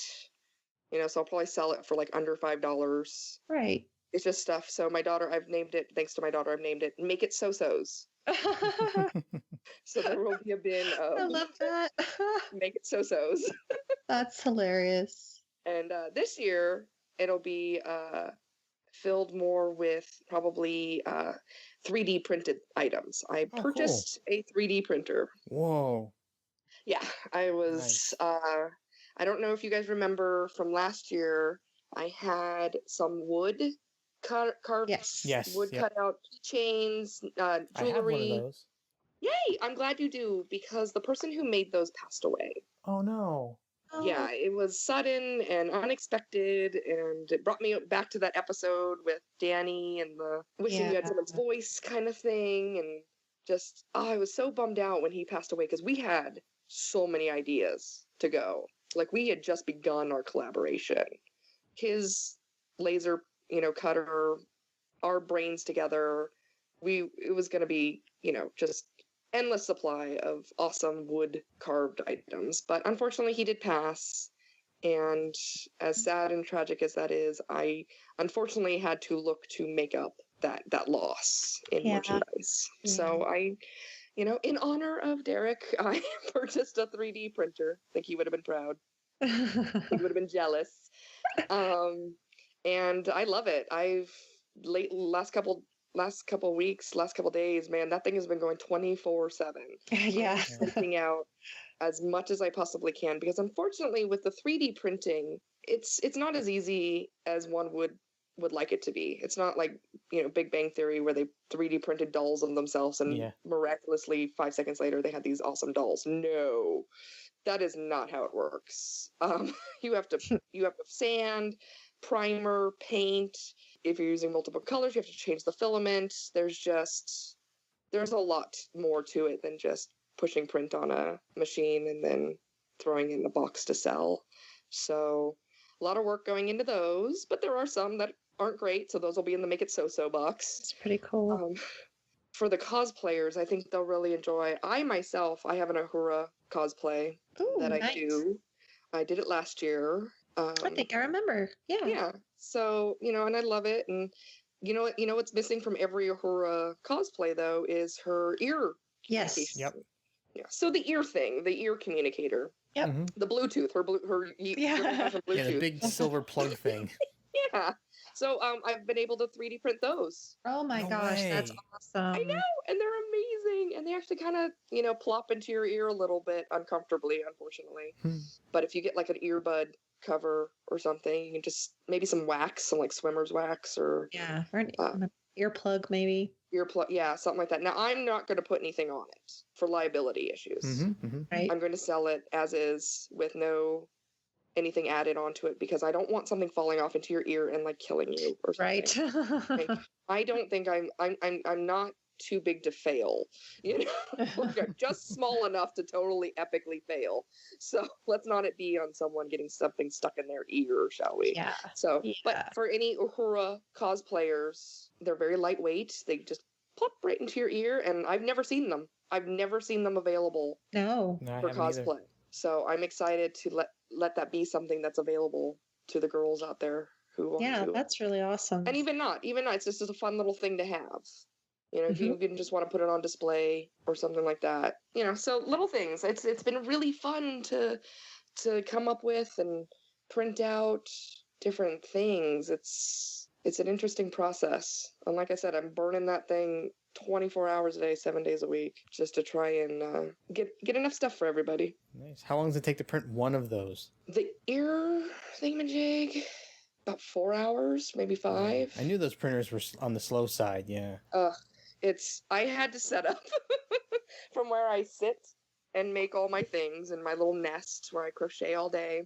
I had to set up a mirror so I can see my 3D printer from where I sit. Because again, a lot of things are trial and error in life. And I do beta testing for the 3D printer company because I I'm using it so much that they're like, hey, can you test this for us? And I was, sending a lot of feedback back and like, hey, it's doing this or this problem, and a lot of troubleshooting. And so they finally just agreed, here, we'll send you stuff. Oh, that's awesome. You test it for us. Tell us how it works. So lately I had to request that they put in some sort of sensor that if the 3D mold or the 3D print starts to kind of go askew or something happens and it gets knocked off its plate or just something, that it's not spewing hot filament plastic onto my plate all night long, like all through the middle of the night. I woke up to just a mess of plastic. And I was so bummed out because it's something I have not been able to print out successfully yet. So I don't want to say what it is, but if I can get this thing printed out successfully, everybody's going to buy one. Awesome. Awesome. But you know me, I'll probably just end up giving them all away. And then, so 3D printed stuff. I've got the PUSSY hats, Trek colors. And so if you want to show your Pride Trek style, you can do it that way. Let's see. More. Are you going to do the little Spocktopusses and the Kirktopusses? I haven't made any new ones because I worked on all next gen. Actually, that's new. Right. For this year. You did the whole set, right? Yeah, I posted the picture online. So I actually managed to do the entire bridge crew of Next Generation, including, but not limited to, Guinan, Wesley, and I even managed to make a few Tasha Yars. But I mean, how do you crochet brown roots? You know what I mean?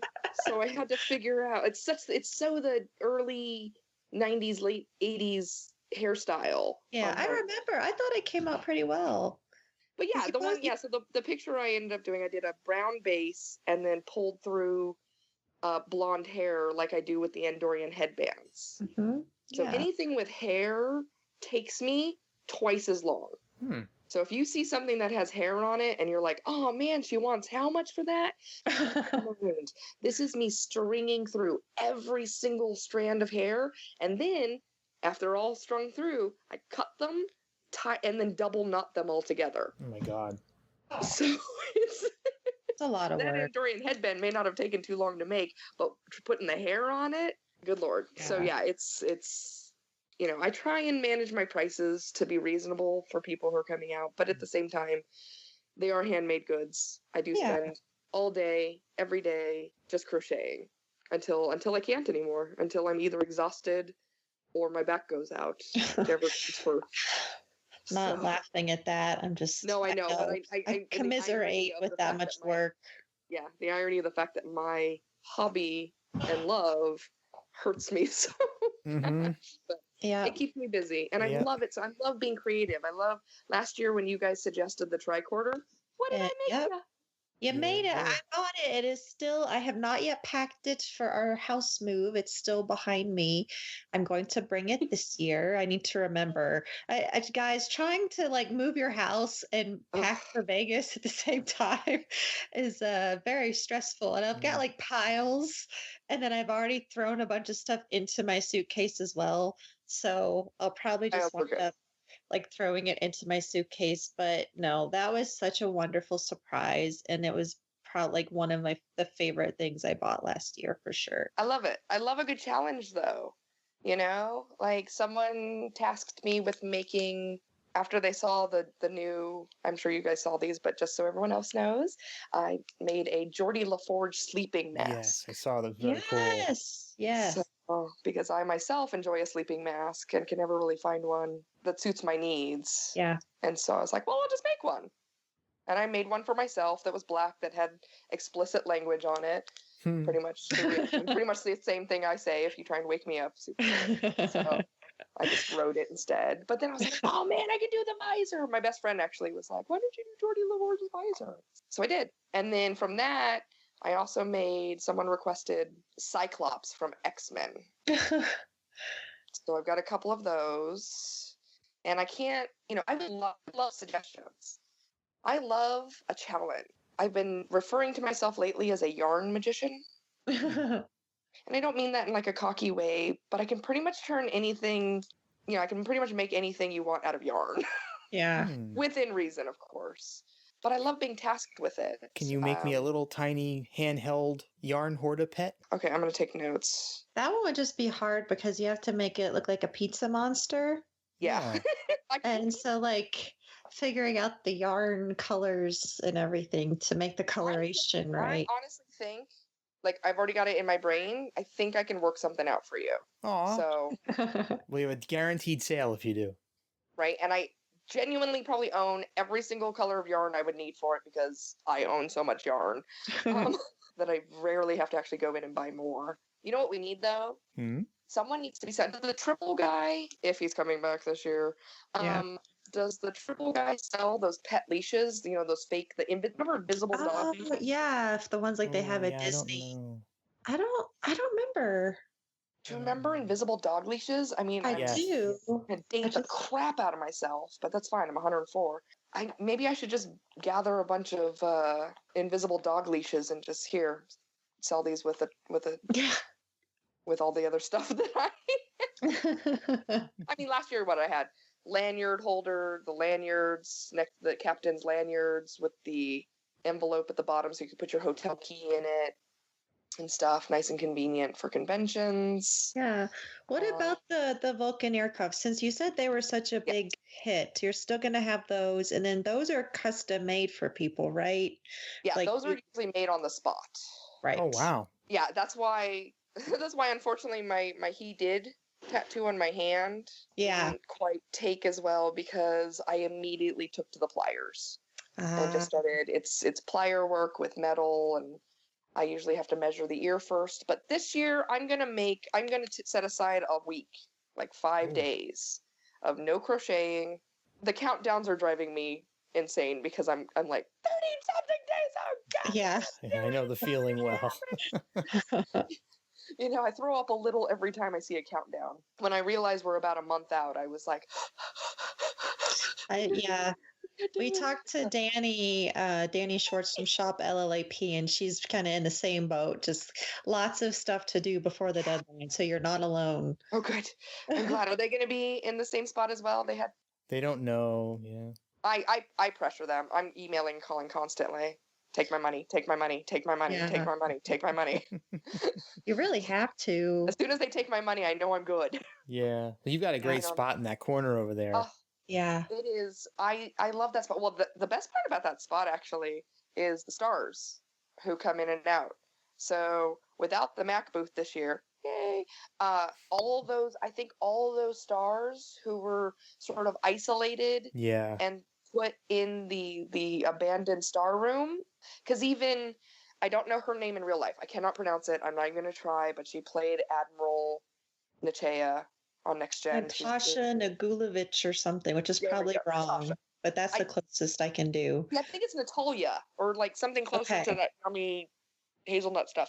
But she's so sweet, and she's my inspiration. She's genuinely my inspiration for Make It So. She crochets, so she sold me a crochet hat back in 2004 or 5, and I told her that I crochet a little and that I was thinking of maybe making some Star Trek stuff and having a little booth there, and she's like, do it, and that's an order from an admiral. So I did, and 3 years later, yay! And so last year I went over to the little abandoned actors room and said, hey, would you mind coming over and checking out the booth that you inspired?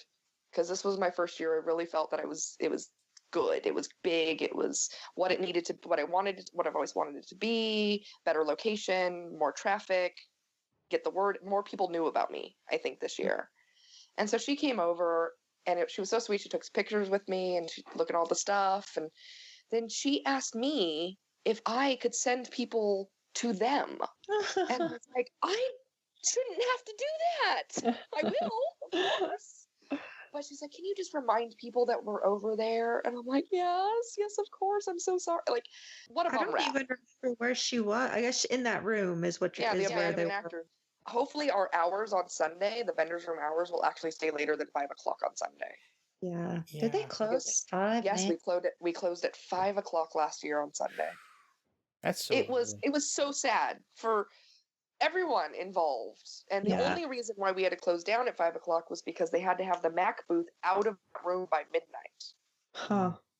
And that's the sole reason why we closed at 5 o'clock last year, was because of the Mac booth. Isn't it usually 7 on Sunday?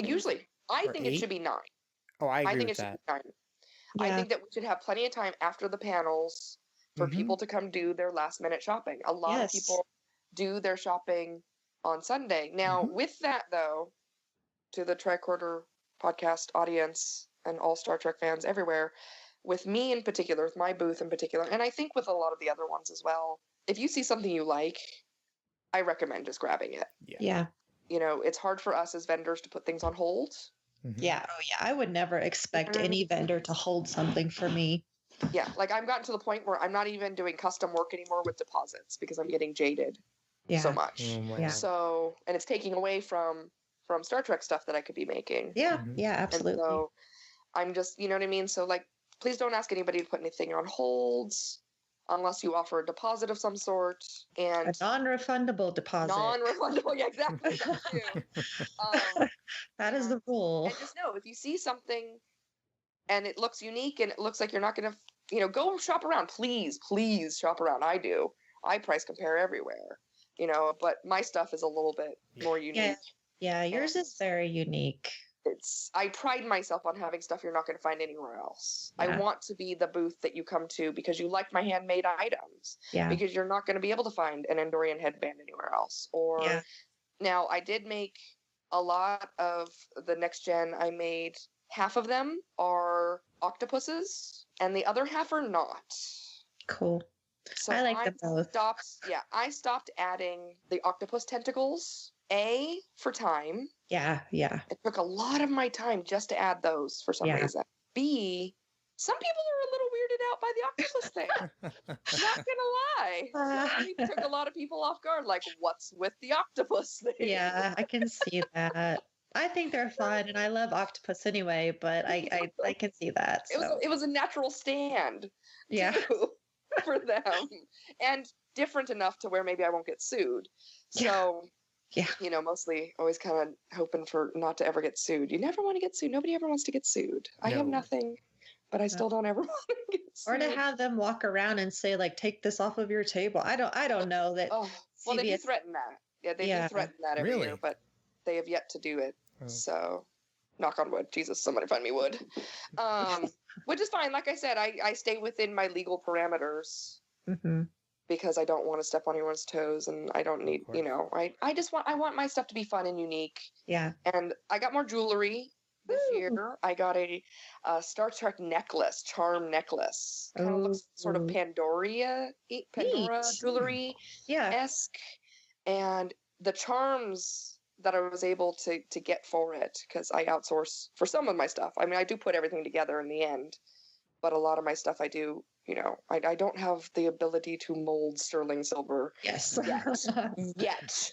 The next purchase after the, 3D printer was this year's purchase. Next year's purchase will be a Cricut. Oh, nice. It's a paper cutter. So we're going to have a lot of fun stuff next year, too, after I get that Cricut. And then, so the necklace I think you'll love. Oh, my gosh.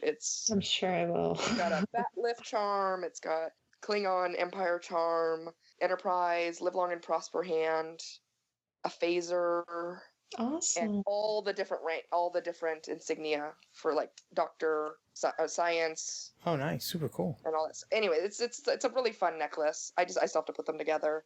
Some more bracelets, some of the charm bracelets. Those sold out last year. What were like your biggest items last year? Do you remember? Ear cuffs. Awesome.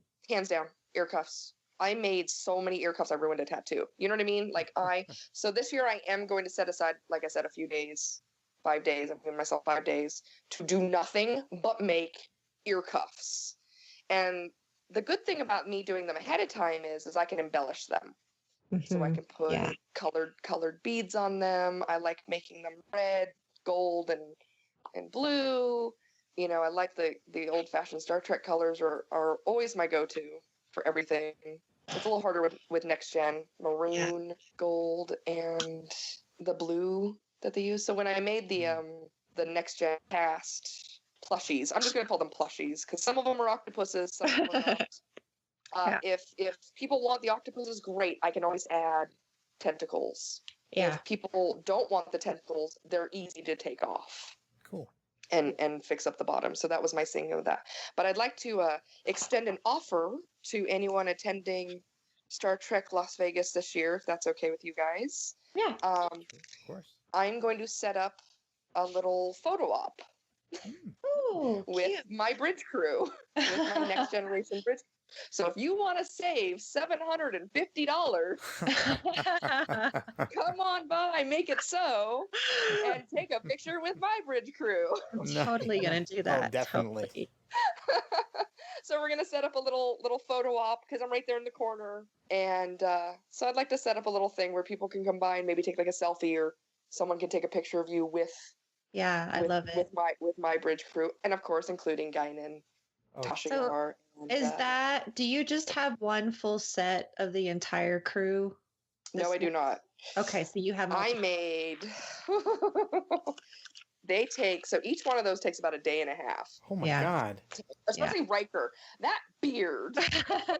My goodness. Now, they're so hard to make.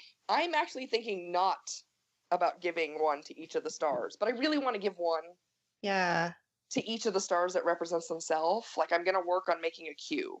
Yeah. Oh, that's awesome. I'm going to try. Fingers crossed. The magician part has to come in, but I'm going to try and make a Q. But for now, let's see. I made 80. Oh, wow. 89. I have 89 of them. So I have 8 each of the next gen crew, including Wesley and Guinan, and I have 4 as of now. As of this conversation, I have 4 Tasha Yars. I'm gonna have to get a Tasha Yar. I love Tasha Yar. It's the hair. I was thinking about getting a Guinan myself. Yeah. The Guinans turned out great. I ended up having to use a bunch of different purples because I kept running out of purple and not being able to match it. Because that's what happens when you buy yarn.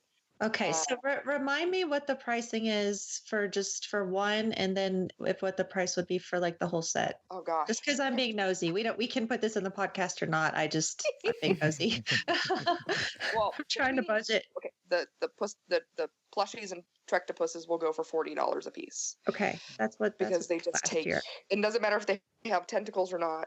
Yeah. Because they just take forever. I should be called the $40 store. Pretty much if it's handmade, if I handmade it, I'm going to charge you $40. Now, that reflects 4 hours of work. Yep. That doesn't necessarily mean that item took me 4 hours. That item probably took me 10 hours. That item probably took me a day and a half. That item probably took me 4 or 5 episodes of Voyager, whatever. Yeah. I stopped timing things a while ago. The Andorian headbands take years because of the hair. So those go for 40 as well. Okay. The eye masks are going to go for 35, but those do also take. I think I tried to time an eye mask the other day and I gave up because I eventually have to get up and make food. Have to take a break and go check on the 3D printer or go do something else. I tried to time it, so my pricing is what I feel is best for the quality. I feel if I charge you $40 for this, you're getting really good quality handmade item for not that expensive. Yeah. No, I think that pricing is very fair. I hope people understand that I'm lowballing myself to death, but I'm doing it because this is the only thing, in the real world, in the real world, I don't work. I'm a disabled veteran. Mm-hmm. So 100% through the military from my military service. I love Star Trek so much that as someone who was going to the conventions since about 2004, I wanted to keep coming. And so financially it was starting to become ooh. Yeah. Sure. So do I eat this month or do I go to Star Trek? It's getting expensive. So, you know what? Are you going to bring back your Guinan cosplay this year? Oh, heck yeah. And I'm hoping to have some improvements to it. Not that there's much to do to it, but her costumes were a little bit more modest with turtlenecky. Yeah. Sort of thing. So I might cover up if I can find the same color purple.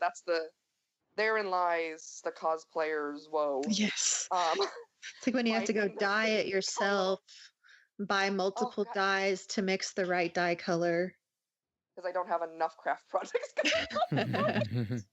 No, I was lucky enough with that guiding costume to find the top, the pants, and the shoe in one trip to a mall. Wow, that's awesome. Yeah, That's good luck right there. Yeah, the top was from Torrid on sale. Thank you very much. The pants are scrub pants from like a nurse's store, and the shoes were just like $10 no-name shoe store in the mall. But it showed later when I tried to find the purple to make the hat. Yeah. And I took at least 4 trips to downtown LA to do that, and I'm just holding the material and walking up and down aisles trying to find something even similar at this point. A lot of sheer, but I couldn't make the hat out of sheer. So people's cosplay, I love doing it myself. I wish I had more time to do it. Yeah. Let's see. I'm gonna have to brainstorm. If you have any ideas, though, again, listening audience, any ideas? Yeah. Anything you want to see? What did you is there something you want me to make that you think, hit me up on Facebook. Yep. Suggest it. Show me pictures of the things you want, and I'll try my hardest to make it. Like, I really will. I love a good challenge, and I love when I'm successful at it. Yeah. You probably will be. Thank you. That's very sweet. But I mean, really, we're like, make a tricorder bag, and you made a tricorder bag. So box of stuff. But I do love a good challenge. And last year on preview night, I'm pretty sure I sold out of the Andorian headbands. I only had made 5 of them last year. That's a thing I mentioned just a while ago when we were talking to Dani, that when you get there on the pre-registration night, if you see something that you fall in love with, buy it that night, because there is no guarantee it will be there the next day. Oh yeah, no. And unfortunately with my stuff, because it's handmade, I do have, when I say, oh, I've got 80, these Star Trek plushies. Yeah, that's, 8 of each character. Mm-hmm. But I don't, I'm going to pat myself on the back just a tiny bit. Data has yellow eyes. Nice. Riker has a beard. You know what I mean? Yeah. The amount of detail and effort that I put into those, I hope reflects in the sales. I hope people just eat those up, because I'm stoked with my work. I really am. I was really proud of myself that I challenged myself to make the Next Generation Bridge Crew. Yeah.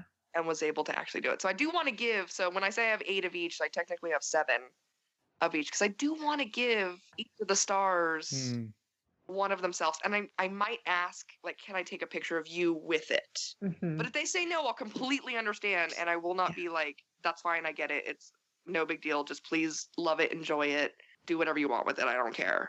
Yeah. Kind of thing. And I love it. And I love my 3D printer. I love my 3D printer. Yeah, I'm excited. I'm excited to debut some of all of it. All of it will be debuted. I've never had a 3D printer before.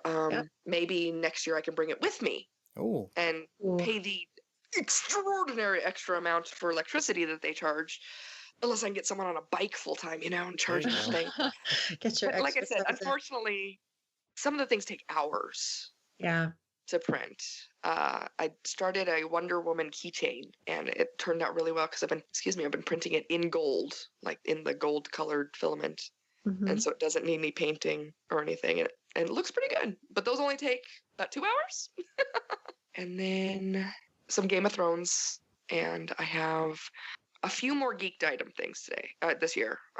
So I got a Doctor Who charm bracelet that I put together with some Doctor Who charms, and I did a Harry Potter one because I tried to make some jewelry pieces. I tried to make like a batliff necklace, but it's so lightweight that it doesn't. It's, again, everything's trial and error, and I love being creative. I love coming up with stuff. I can't wait for people to see the 3D stuff. I want to see the reactions. I want to know, are people going to respond to the 3D printed stuff the way I have? Because I'm giddy as a girl. So I hope people are just as excited. So, Mikki, thanks again for coming on. Of course, it's always a pleasure to have you here. I want to make sure that people out there know where they can find Make It So online and yourself. I'm on Facebook.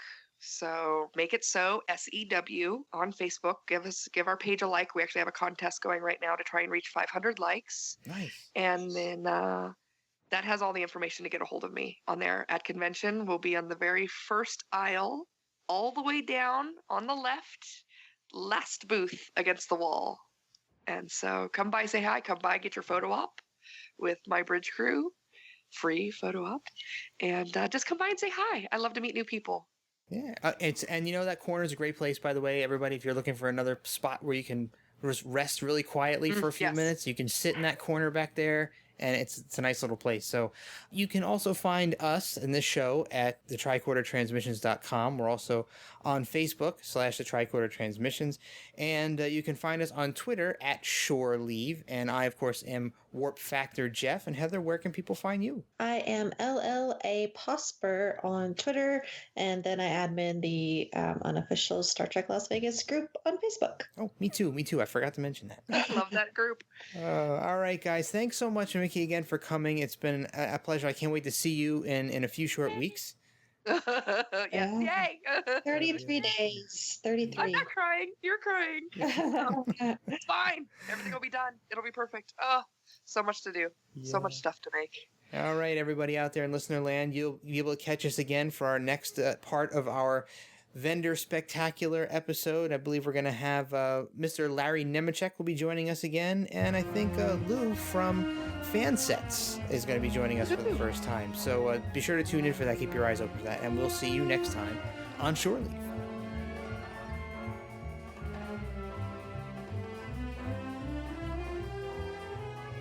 Hi there. Thanks again for listening. If you're cruising the galaxy looking for even more Trek talk, why not visit our good friends Bill and Dan over at TrekGeeks.com? They've got a great podcast that covers a wide range of Star Trek topics, so you're sure to find something you'll love. And if you're in the mood for some awesome tunes, then you really need to head over to 5yearmission.net. The guys are writing a song for every episode of the original series, and each one is absolutely brilliant. So that's TrekGeeks.com and 5yearmission.net. Check them out today.